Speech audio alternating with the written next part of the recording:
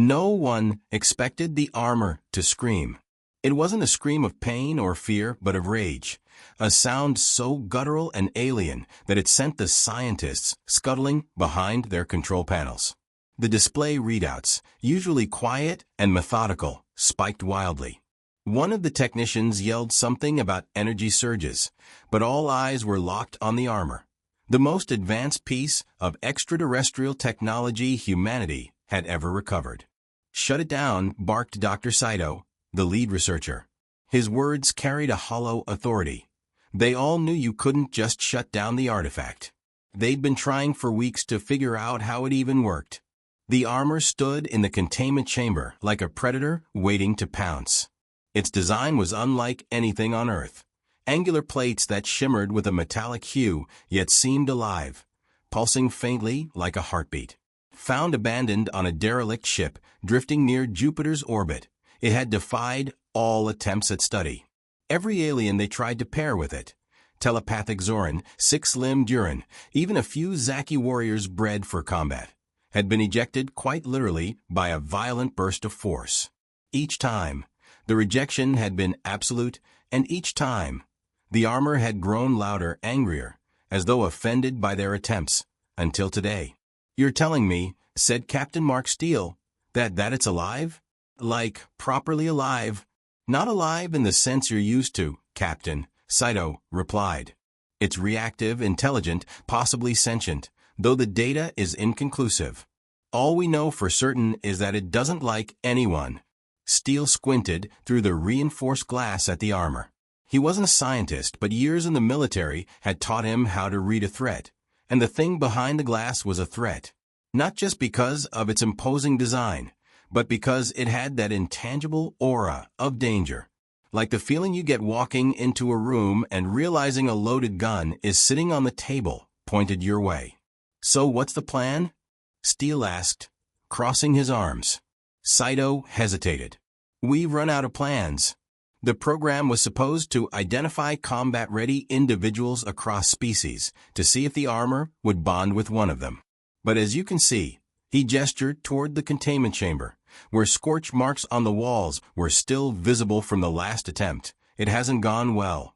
"And you want me to do what exactly?" Steele asked. "Just stand in the room with it."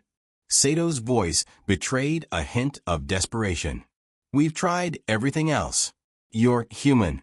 That's the only variable we haven't accounted for yet." Steele frowned. "And what happens if it doesn't like me?"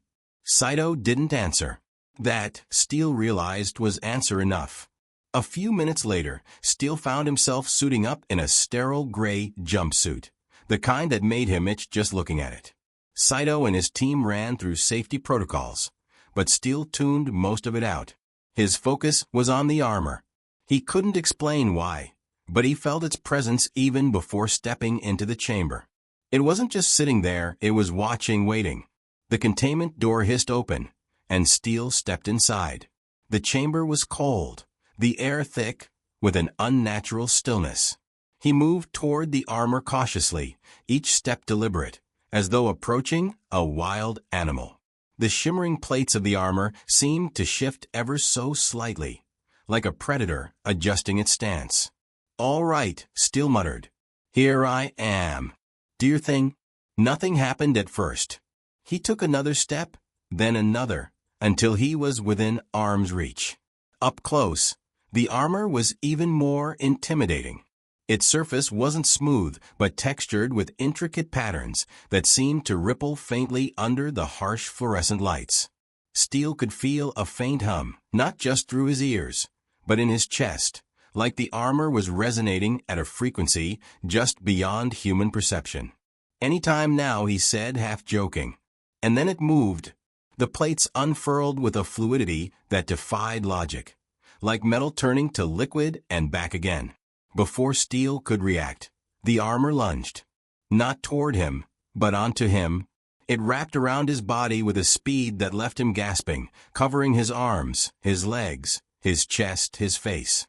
He staggered back, instinct screaming at him to fight, but there was no fighting it. Within seconds, the armor had completely enveloped him. "Captain Steele, do you copy?"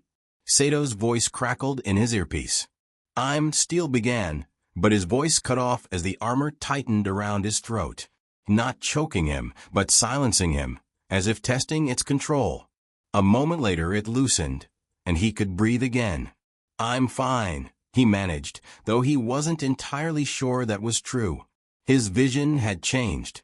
The world was now overlaid with a strange, translucent interface. Data scrolled across his field of view, alien symbols that he couldn't begin to decipher. "What's happening in there?" Saito demanded. Steele looked down at his hands. The armor had reshaped them into something not quite human.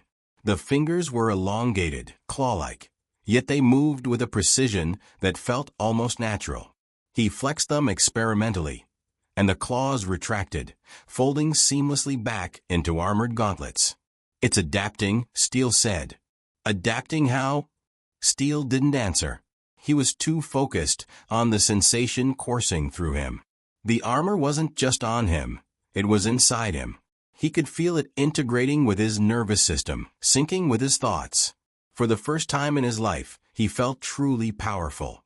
And then the voice came, not a voice he heard with his ears, but one that resonated directly in his mind. "You are not like the others," it said. The tone was neither friendly nor hostile, but something in between, a cold neutrality that demanded attention.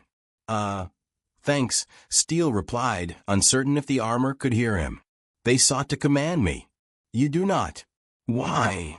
"Because I don't even know what you are," Steele said honestly. "I'm just here because some scientists thought I'd be a good guinea pig." There was a pause, and Steele felt the armor shift slightly, as though considering his words. "You are human," the voice said finally. "Primitive yet suitable." "Suitable for what?" "War?" Steele took a deep breath, steadying himself. "War against who?" he asked, trying to keep his voice calm. The voice didn't answer immediately. Instead, the armor tightened briefly around his chest, a sensation more like a warning than an attack. Steele could feel his pulse pounding, but it wasn't out of fear. There was something exhilarating about the connection. He felt stronger, faster, more alive than he ever had before. "Their names are unimportant," the armor finally replied. "They are enemies. You will fight them." Steele grimaced. "I'm going to need a little more detail than that. If you're expecting me to go charging into battle, I'd at least like to know who I'm up against, or what I'm fighting for." The interface in his vision shifted, and a flood of images filled his mind. Towering figures with jagged limbs and glowing eyes. Alien warships bristling with weapons. Entire planets reduced to ash. The scale of destruction was staggering, almost incomprehensible. Steele's gut twisted, but he forced himself to stay focused. "Okay," he muttered. "So they're bad news." "Got it. But why me?"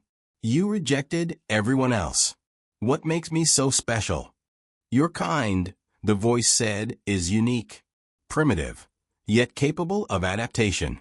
Instinct drives you, but it does not blind you. You are unpredictable." "Unpredictable?" Steele raised an eyebrow. "That's your big reason?" "It is enough." The lights in the corridor stabilized as the last sparks of combat faded into the still air. Steele leaned against the wall, letting himself catch his breath for a moment. His heart was racing, his mind still grappling with the reality of what had just happened. The armor hummed faintly around him, its presence no longer foreign, but instead feeling like an extension of himself. He wasn't just wearing it, he was part of it now. And together, they had won this battle at least. Through the reinforced doors, Steele could hear the muffled commotion of Saito and his team scrambling to regroup. He tapped into the comms channel, his voice steady despite the adrenaline still coursing through his veins. "Saito, status report. Is the lab secure?" There was a pause, then Sato's voice crackled through the earpiece. "Secure for now.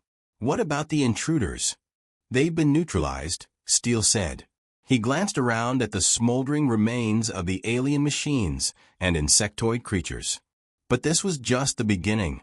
Sato's hesitation was palpable. "Beginning?" What do you mean? They're coming, Steele replied grimly. More of them. And they're not going to stop until they get what they want. Or until we stop them. Silence stretched across the comms. Then Sato's voice returned, quieter, almost reluctant. And the armor? It's with me, Steele said simply. We're synced now. The word felt strange, inadequate to describe the profound connection he now shared with the alien technology. But it was all he could think of to explain it. Synced. Saito sounded both intrigued and concerned. How does that? Later, Steele interrupted. Right now we need to focus on the bigger problem. We have to prepare. If these things are already here, then Earth is in danger. The armor pulsed faintly, as if agreeing with him. Its voice echoed in his mind, calm and resolute. You must act quickly.